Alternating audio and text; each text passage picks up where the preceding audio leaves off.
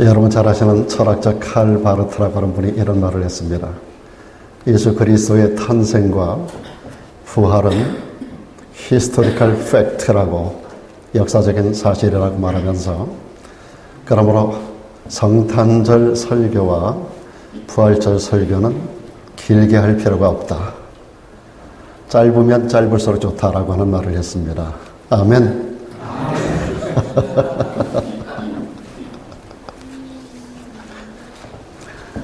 사람이 죽을 때 보면은요, 저도 많은 장례를 치러보고 또 많은 그 장례 현장에 가보긴 해봤습니다만은, 하나님을 모르고 소망 없이 세상을 떠나가는 사람들이 있습니다. 그런데 그런 가족들을 보게 되면 그 마음의 비통함이라고 하는 것은 말로 표현할 수가 없습니다. 사랑했던 내 남편을, 사랑했던 아내를, 사랑했던 우리 부모님을 이 땅에서 다시 못 볼 뿐만 아니라 영원히 볼 수 없다라고 하는, 죽음이 그들은 끝이라고 생각하기 때문에, 그래서 그 마음의 비통이라고 하는 것, 그래서 그들이 울부짖는 그 소리를 들으면 너무 가슴 아픈 그런 모습들을 우리가 볼 수가 있습니다. 사랑하는 사람이 죽어서 어디로 가는지도 모르고 다시 만날 기약이 없다라고 하는 것, 이것은 바로 우리가 세상을 살아가며 가장 큰 비극이 아닌가, 그런 생각을 해보게 됩니다. 한국의 토속신앙에 따르게 되면 사람이 죽으면 귀신이 된다고 하죠. 구천을 떠돈다고 합니다. 갈 곳이 없어서. 그러다가 제사 때가 되면, 무슨 특별한 명절 때가 되면 와서 술 한잔 받아먹고 밥 한 공기 얻어먹고, 그리고 또다시 구천을 떠돌다가 다음 명절이 오거나 다음 특별한 기일이 오게 되면 또다시 찾아오는 그러한 불행한 존재로서의 귀신이 된다라고 하는, 그나마라도 자손들 가운데 제사를 잘 차려주면 좋은데 제사라도 차려주지 않으면 그 후손들을 재앙을 내리는 그런 귀신으로 존재한다라고 하는, 참으로 어처구니 없는 그러한 말들을 하게 됩니다.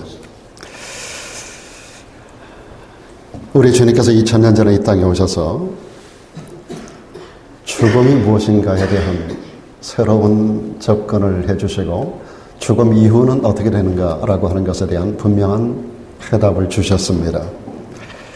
예수님의 생애와 예수님의 죽으심, 그리고 그분의 부활을 통해서 인간의 가치가 달라졌습니다.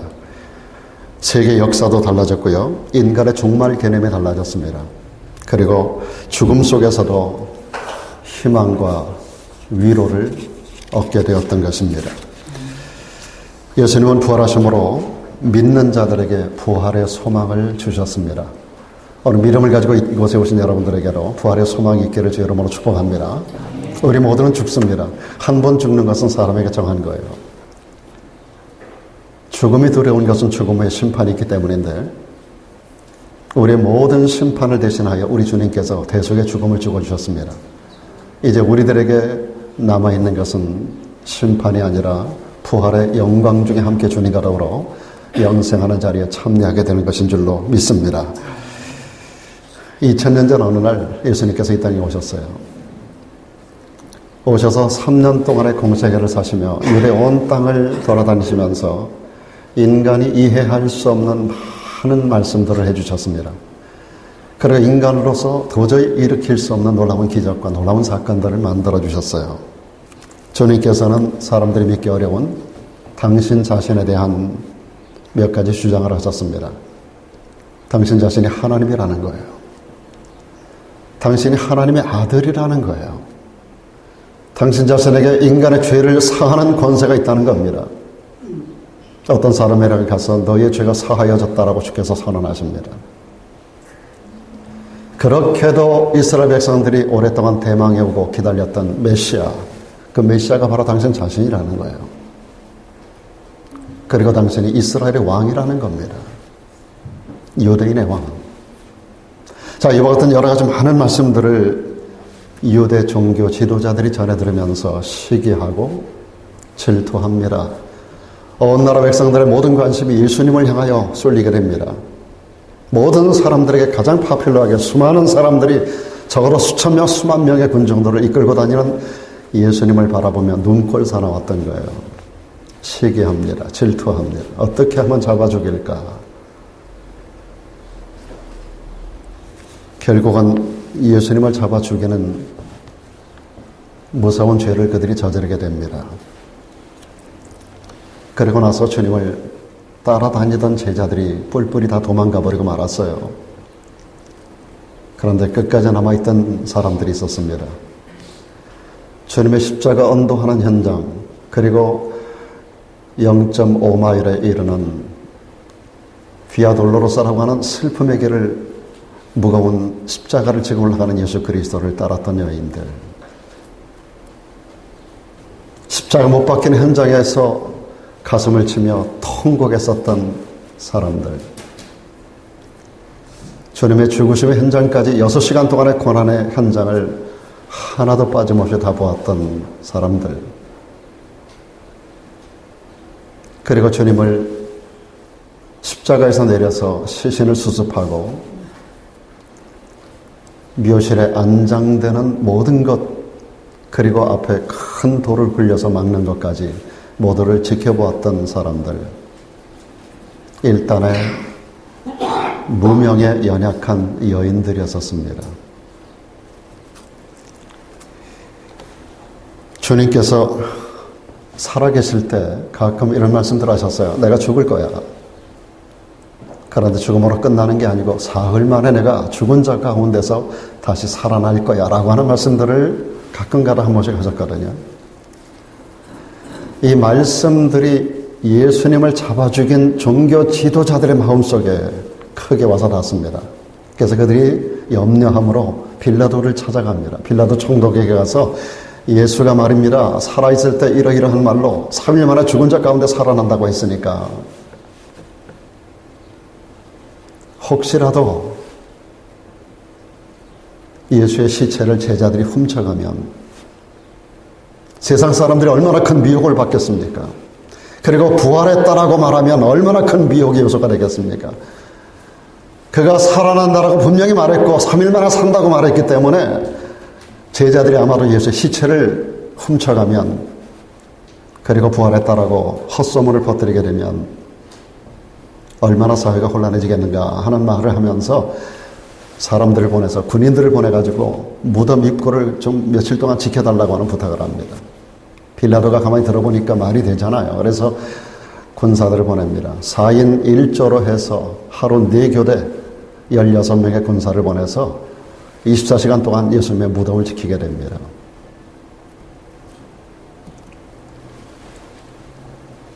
그러나 이와 같은 인간적인 모든 노력이 부활에 항거할 수 없는, 거역할 수 없는 승리로 말미암아 완전히 무산되어버리고 말았습니다. 하나님의 뜻을 인간의 수단으로, 인간의 방법으로, 인간의 노력으로 거스릴 수가 없는 거예요. 인간이 하나님의 뜻을 알았으면 그 뜻 앞에 우리가 순종하는 것밖에 없습니다. 그 뜻을 거역하려고 하는 것이 가시채를 뒷발질하는 것과 같은 고통입니다. 시편 2편 4절에 이런 말씀이 있습니다. 하늘에 계신 자가 웃으시니요 주께서 저희를 비웃으시리로다. 하나님의 뜻을 거역해 보려고 하는, 하나님이 하시는 일을 막아보려고 하는 인간의 그 어떤 시도도 우리 하나님께서 비웃으신다는 겁니다.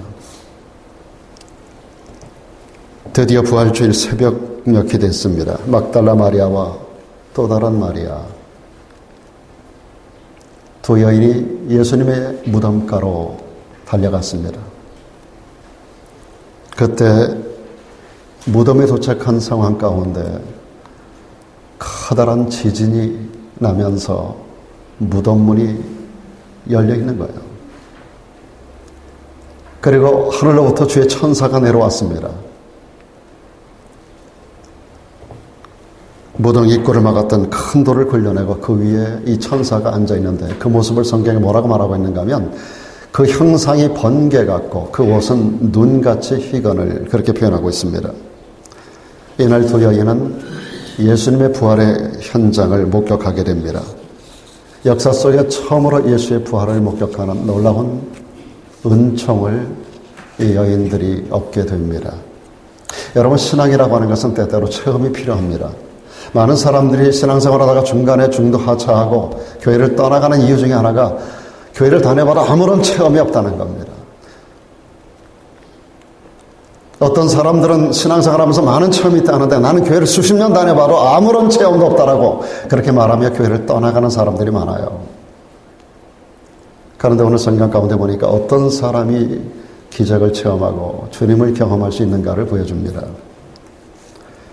남다른 열심을 가졌던 여인들,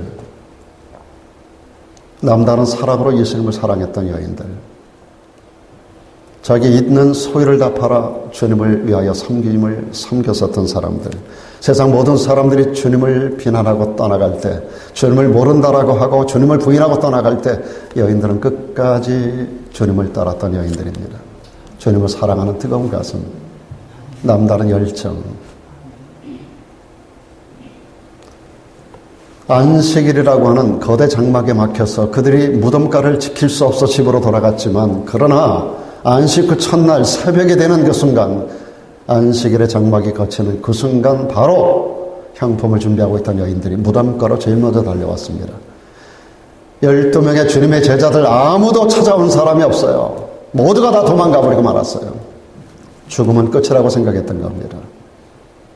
예수가 죽었는데 무슨 소망이 있어? 그리고 주님의 제자들도 다 도망가 버린 상황에서 오늘 여인들은 끝까지 주님의 무덤가를 찾아왔습니다.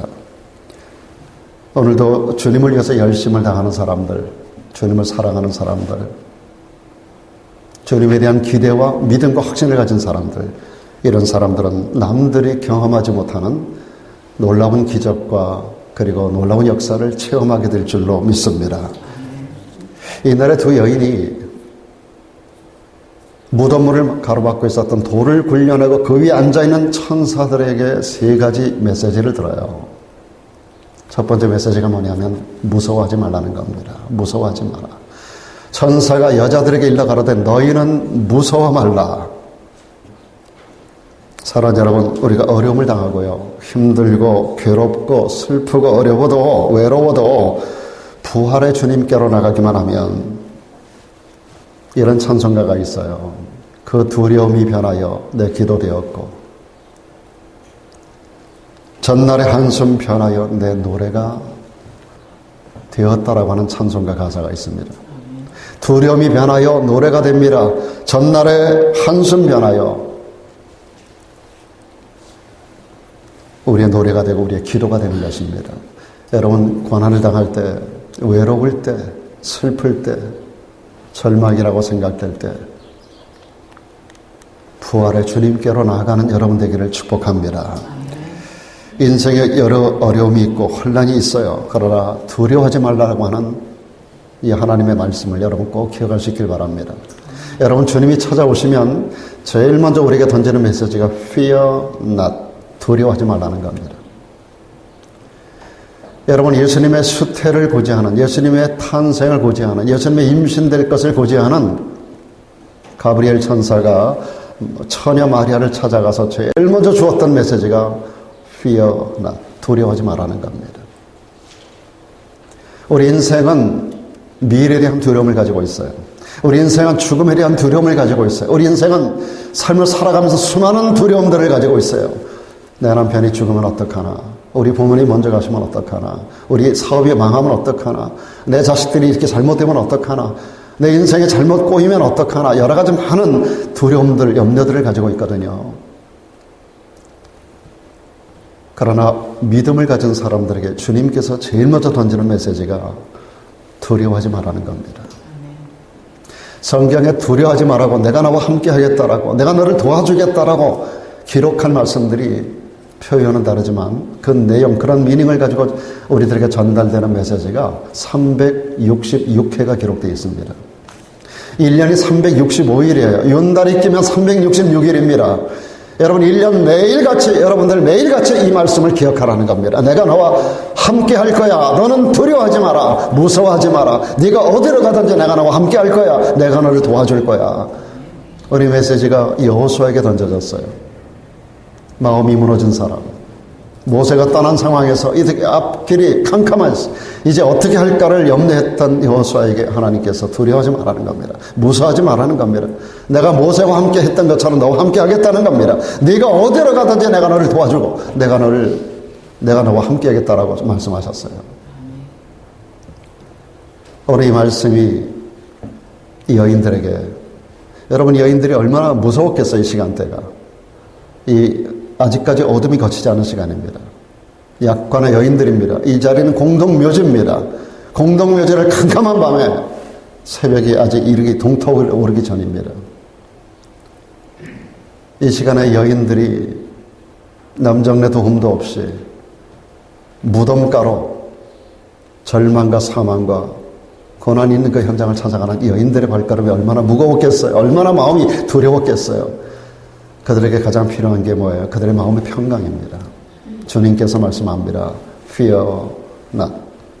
오늘 천사를 통하여 던져진 첫 번째 메시지가 여인들의 마음을 얼마나 편안하게 했을까요?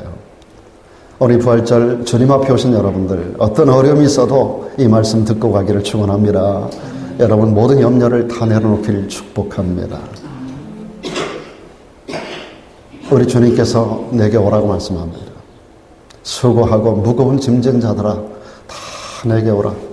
내가 너희를 쉬게 해줄게. 천사를 통하여 던져진 이 메시지가 여인들의 마음을 소망으로 바꿨습니다. 천사가 두 번째 말합니다. 5절 하반절에 보면 십자가에 못 박힌 예수를 너희가 찾는 줄을 내가 안다고 했습니다. 오늘 여인들의 잘못된 부분을 지적해 주는 겁니다. 여러분 예수님께서 십자가 못을 박혔습니까? 안 박혔습니까? 오늘 이 현장은 예수님이 십자가에 못 박힌 상태로 그냥 계신 거예요? 어떤 상태로 바뀌어 있는 거예요? 부활하신 상태입니다. 지금은 죽은 상태가 아니에요. 그런데 이 천사가 여인들의 잘못된 부분을, 잘못된 그들의 신앙관을 지적해 주는 겁니다. 너 그거 고쳐야 돼. 십자가에 못 박힌 예수를 너희가 찾는구나. 죽은 예수를 찾는다는 거예요.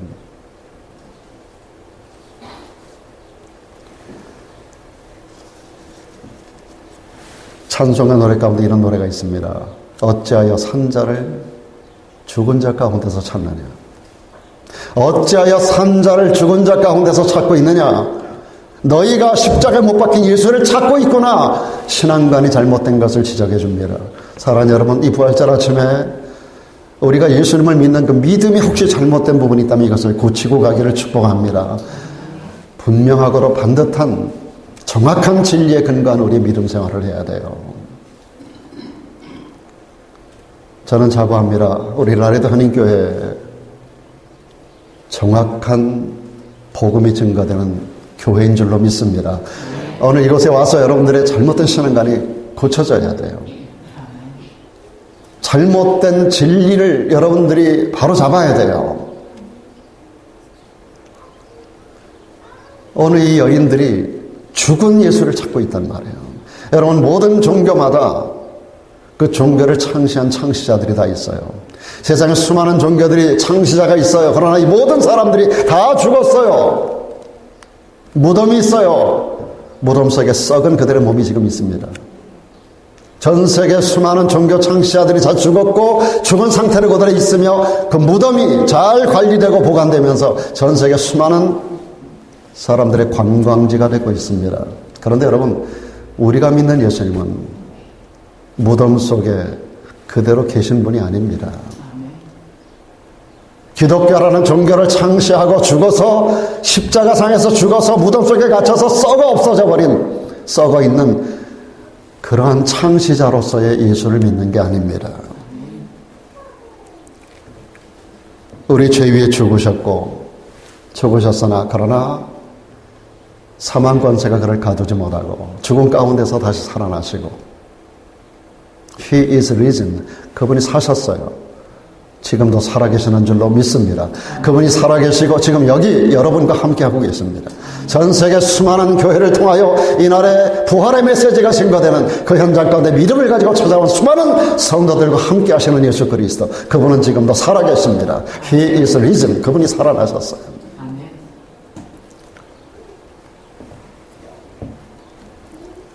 사도 바울이 이런 고백을 한 적이 있습니다. 내가 그리스도와 그 부활의 권능과 그 고난의 참여함을 알기를 소원한다. 사도 바울의 세 가지 3대 소원이 이 말씀에 기록되어 있습니다. 내가 그리스도와 그 부활의 권능과 그 고난의 참여함을 내가 알기를 소원한다. 그의 3대 소원 중에 두 번째가 부활의 권능을 알기를 소원했습니다. 죽음의 문제는 인간이 해결할 수 없는 문제입니다. 한 번 죽는 것은 누구에게나 정해진 것이고 죽음 후에는 심판이 있고 죽음을 피해갈 수 있는 사람은 아무도 없습니다. 인간이 죽음이 들어온 것은 죽음 이후가 보장이 되어 있지 않기 때문입니다. 오늘 여러분들은 죽음 이후에 대한 분명한 보장을 약속을 받고 가기를 축복합니다. 죽음이 두렵지 않은 자가 되어야 돼요. 지난날에 한국의 박정희 대통령이 군시차를 나가는데 기독교인들이 예배하는 현장을 맞닥뜨렸어요. 마침 그때가 부활절입니다. 주님이 살아계심에 대한 메시지를 듣고 하는 과정 속에서 기독교 신자들이 신앙을 가질 때 그들이 얼마나 강한 군사가 될 수 있는가를 그는 보았습니다. 또 그가 한 번은 그 장군들과 더불어 어떤 특별한 자리를 마련하는데 장군들에게 전부 다 자기가 술을 따라주는 거예요. 대통령으로서 술 한 잔씩을 따라주는데 투스타 하나가 그 술잔을 거부하는 겁니다. 그 장군에게 대통령으로서 하사하는 술잔을 거부하니까 대통령이 얼마나 화가 나겠어요. 자기도 군인 출신인데 상관인데 그걸 거부하는 거예요. 불호령을 내립니다. 그럴 때 그 장군이 저는 크리스천으로서 대통령께서 하사하는 술을 받을 수 없습니다. 나는 대통령보다 더 위에 계신 하나님을 믿는 자로서 이 잔을 내가 받을 수 없다라고 대답을 합니다.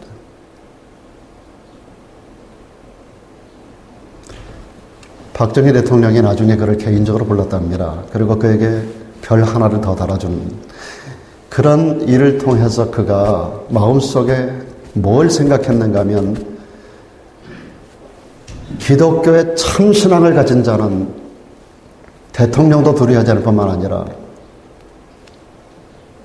이 신앙을 가지고 이 정신무장을 할 수만 있다면 우리 군대가 얼마나 강한 군대가 될 수 있겠는가를 생각하고 그가 직접 친필을 써서 전군 신자화라고 하는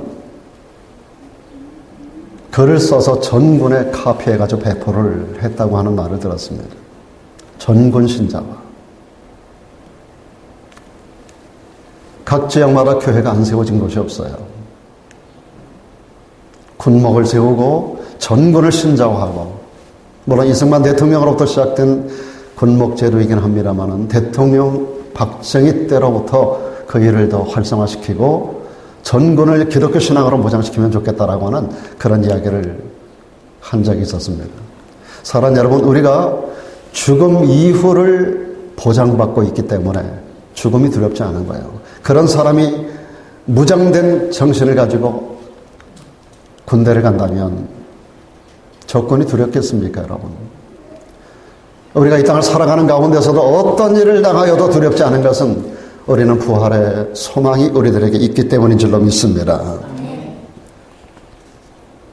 천사가 이어서 말합니다. 세 번째로 6절 가운데 보면 그가 여기 계시지 않고 그의 말씀하시던 대로 살아나셨느니라. 두려워하지 마라, 무서워하지 마라라고 하는 말씀과 더불어 죽은 예수를 찾으면 안 된다라고 하는 것. 그리고 세 번째 이어서 그의 말씀하시던 대로 살아나셨느니라. 여러분 이 말씀 같이 읽어보겠습니다. 시작. 그의 말씀하시던 대로 살아나셨느니라. 다시 한번 시작.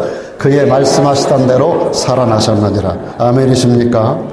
사도 요한이 반모섬에 유배를 당합니다. 90 넘은 노인이 반모섬에 유배돼서 어느 날 놀라운 환상 가운데 나팔소리 같은 큰 음성으로 들려지는 음성을 듣고 그가 요한계시록을 기록하는데 그 가운데 이런 말씀을 썼습니다. 나는 처음이요 나중이니. 부활하신 예수님께서 반모섬에서 큰 나팔 소리 같은 소리로 사도 요한에게 주신 메시지입니다. 당신 자신에 대하여 나는 처음이야 나중이니 곧 산자라. 내가 전에 죽었었노라. 내가 전에 죽었었노라. 그러나 나는 지금 살아있다. 볼지어다 이제 내가 세세토록 살아있을 거야. 사망과 음부의 열쇠를 내가 친히 가지고 있어. 놀라운 메시지입니다, 여러분. 내가 전에 죽었었는데 나는 지금 살아있고 세세토록 살아있을 뿐만 아니라 사망과 음부의 열쇠가 내 손 안에 있어. 우리 인간의 생사를 쥐고 계신 분이 주님이신 줄로 믿습니다. 이처럼 막달라 마리아 또 다른 마리아가 이 놀라운 부활의 현장 가운데서 천사들의 메시지를 들으면서 몇 가지 결과가 나타납니다. 제일 먼저 무서워하지 말라 그랬으니까 무서움은 사라지고 상대적으로 무서움이 떠나가니까 기쁨이 그들의 마음속을 가득 채웠습니다. 말씀드렸던 대로 처음에는 얼마나 두려웠을까요? 약관의 여인들이 무덤가로 그 깜깜한 시간에 그 공동묘지로 찾아오는 여인들의 발걸음이 얼마나 후들거렸을까요? 얼마나 두려웠을까요? 그 두려움이 사라집니다. 그 무서움이 사라집니다. 찬송과 기쁨이 그들 속에 가득 채워지는데, 사랑하는 여러분, 오늘 여기 말씀 9절 가운데 보면 부활하신 예수님께서 그들을 만나서 평안한가를 묻습니다. 평안하냐? 평안하냐? 천사들만 만난 게 아니에요. 그 현장 가운데서 부활하신 예수님을 통하여 만나지는 그 주님께서 주시는 메시지입니다. 평안하냐? 여기서 평안하냐라고 하는 단어가 헬라어에 보니까 카이라테라는 단어입니다. 이 말의 원뜻은 rejoice라는 뜻을 가지고 있어요. 크게 기뻐한다는 겁니다. 평안하냐, 너희들 평안하냐 안 하냐를 묻고 계신 게 아니라 너희 속에 큰 기쁨이 있을지어라 그 뜻이에요. 사랑하는 여러분, 부활의 예수님을 그 현장에서 만났는데 두려움이, 무서움이 그들 가운데 계속 남아 있었을까요? 그 모든 두려움과 모든 무서움이 다 떠나가고 그들 속에 하나님 주시는 rejoice, 큰 기쁨이 그들 가운데 채워지기를 주님이 선언하고 계신 것입니다. 오늘 이 자리에 오신 여러분, 같은 모습의 두려움은 아닐지라도 여러분이 가지고 있는 두려움이 있을 겁니다. 미래에 대하여. 가족관계 안에서 건강 때문에 죽음 앞에서 혹은 여러 가지 사업을 격려하면서 인생을 격려가 나오는 가운데 많은 두려움이 있을 거예요. 여러분, 이날은 사망 권세가 떠나가고 인간의 모든 두려움이 제거되고 하나님의 기쁨이 우리들에게 선포되고 채워지는 날인 줄로 믿습니다. 모든 문제가 주 안에서 해결되는 복된 부활절이 되기를 주의 이름으로 축복합니다. 이 시간 여러분이 헛된 걸음이 되지 않기를 바랍니다. 여러분이 우연히 온 걸음이 아닙니다. 여러분이 이 순간에 여러분의 걸음이 여러분 인생의 모든 문제를 해결할 수 있는 축복된 주님의 선언입니다. Rejoice! 여러분 안에 하나님의 기쁨이 있을지어다. 할렐루야! 이 기쁨은 큰 기쁨이에요. 그냥 joy가 아니에요.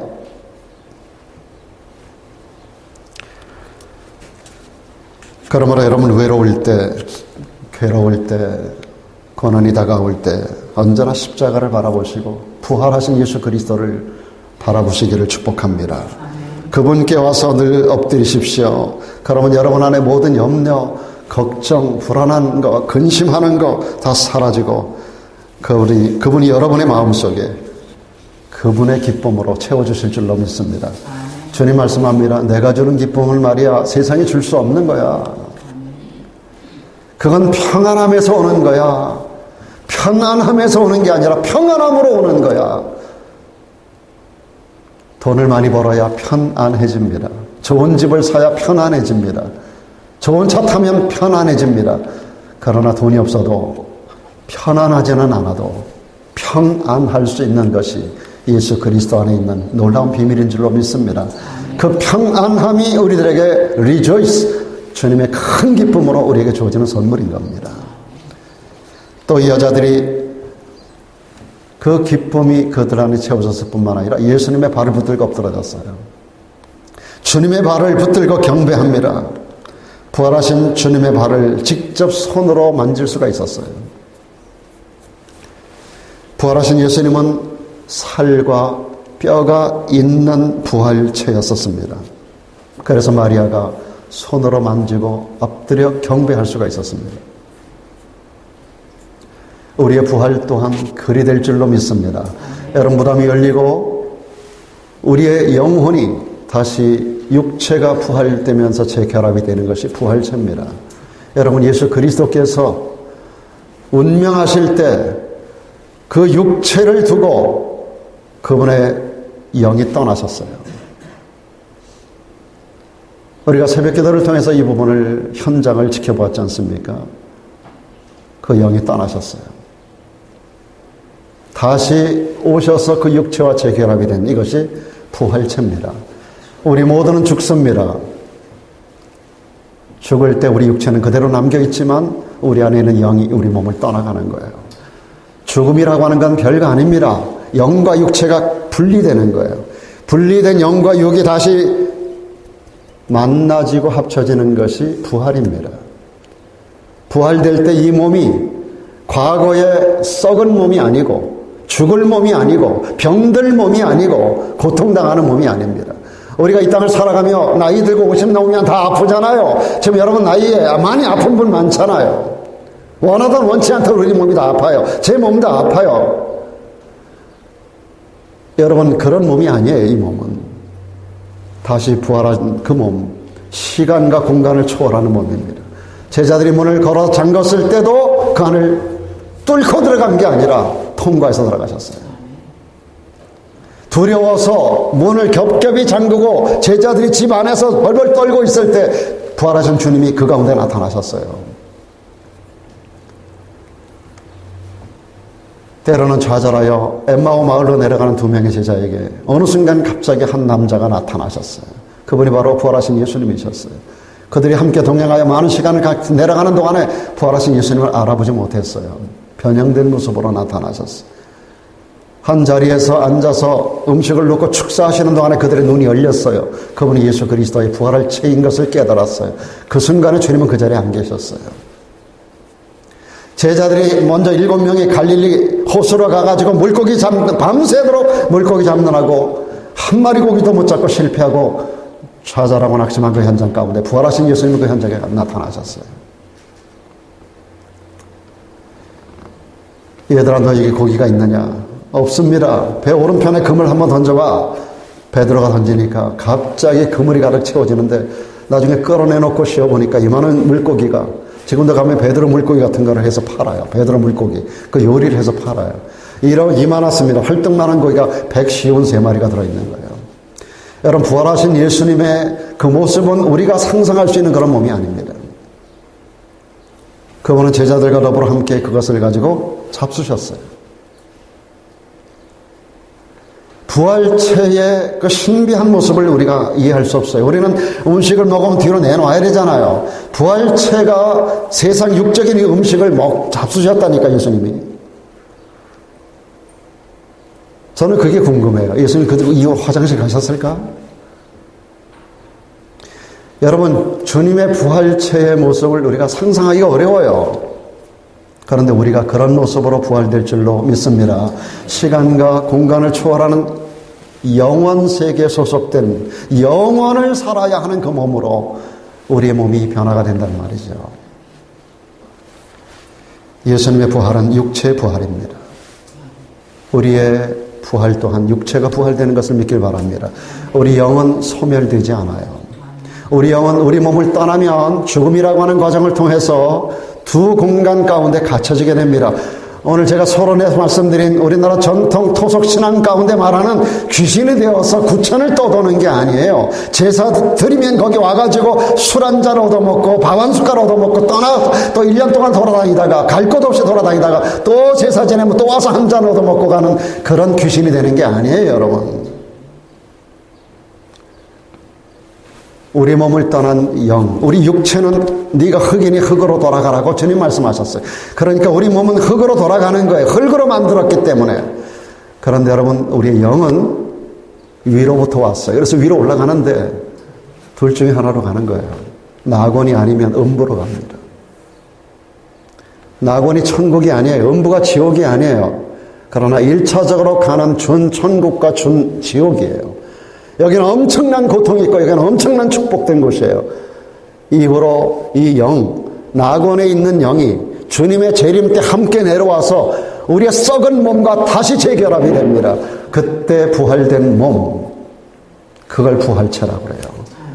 이 몸이 이후에 영원한 천국으로 들어갑니다. 낙원이 아닌 천국으로. 그리고 음부에 있던 영이 그 이후 1000년 후에 부활이 됩니다. 그래서 다시 만나지는데 그들도 부활을 하지만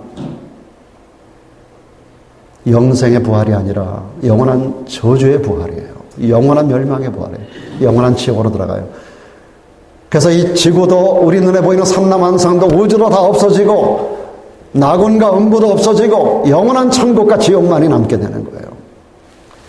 우리가 이 땅을 살아가는 동안에 남은 날 동안에 그날을 준비하는 것인 줄로 믿습니다.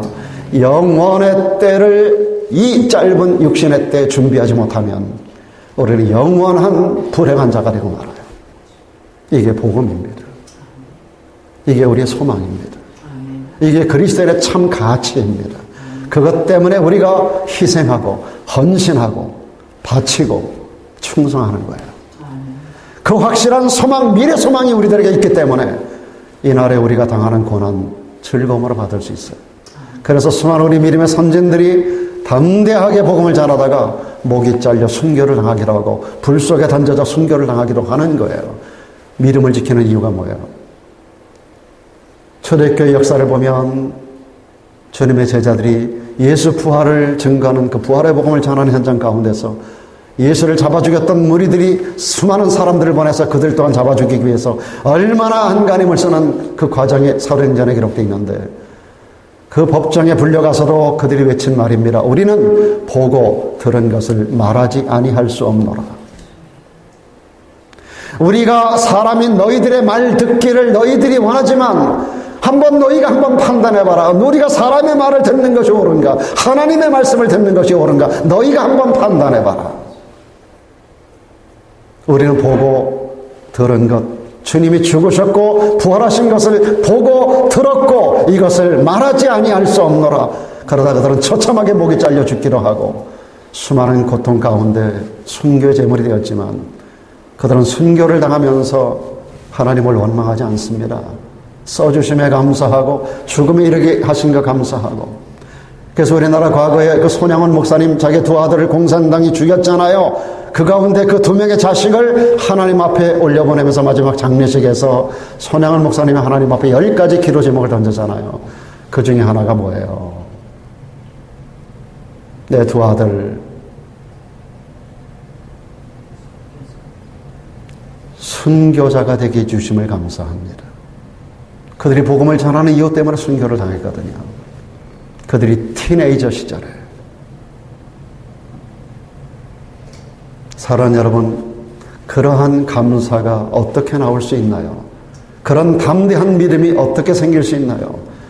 죽음으로 인간이 끝나지 않고 죽음 이후 부활이 있고 부활 이후에 영생이 있다는 사실을 너무나 잘 알고 있기 때문에 이 확신 때문에 손양원 목사님이 두 아들이 자기 앞서 갔음에도 슬퍼하지 않고 하나님 앞에 감사의 기도를 드릴 수가 있었던 겁니다.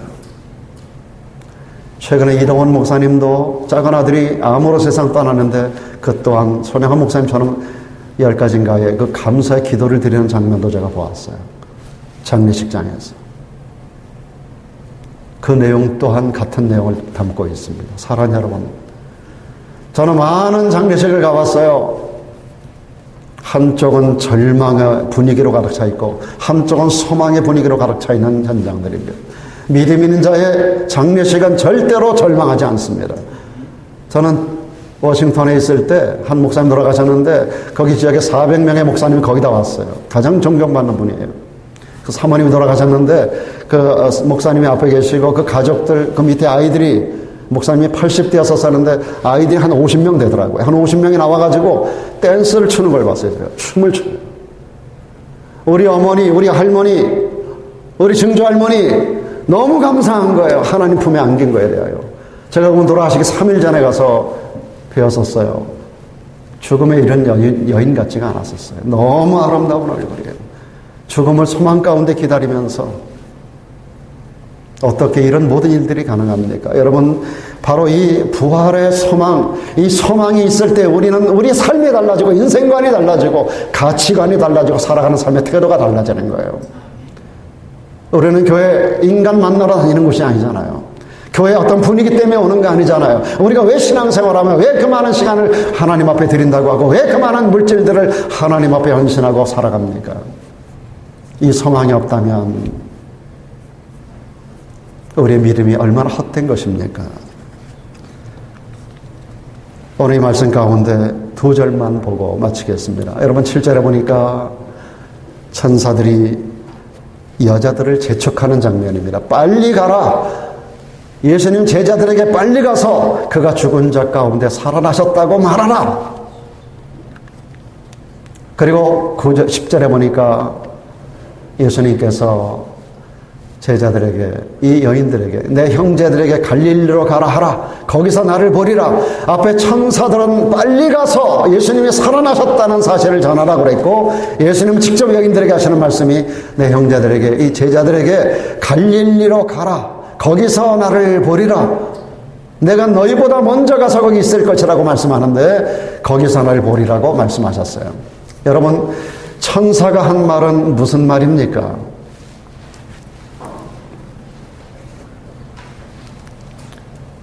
이 천사가 한 말이 뭐예요? 주님이 살아나셨다라고 하는 말. 부활의 복음을 증거하라고 하는 겁니다.